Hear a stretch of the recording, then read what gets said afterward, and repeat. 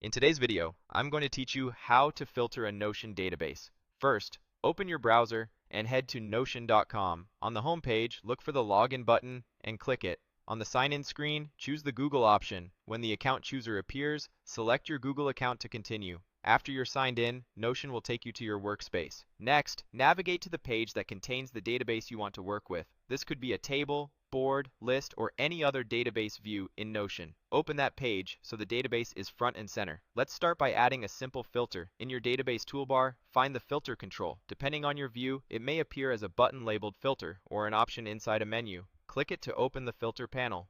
From the list of properties, choose the property named completed. This is commonly a select or checkbox style field that marks whether an item is finished. For this example, we want to see only items that are not finished, so set the filter value to no.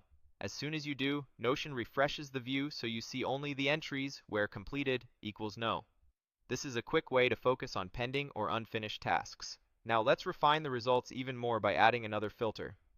Open the filter control again to add a second condition. Choose the property called status. This is typically a select property used to track progress stages like not started, in progress, or done. Type or select in progress as the value. With both filters active, your database now shows items where completed is no and status is in progress. In other words, you're looking at tasks that aren't finished yet and are currently being worked on. A couple of quick tips as you work with filters. If you can't find the property you're looking for, scroll through the list or use the search box in the filter panel. If your database uses different names, choose the equivalent property that represents completion or status in your setup.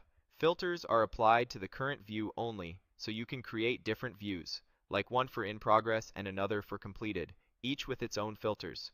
And if you need to adjust or remove a filter, open the filter panel, change the value, or delete the condition to broaden your results again. That's it. You signed in, opened your database, filtered by completed equals no, then layered on a status filter for in progress to narrow your focus to the most relevant items.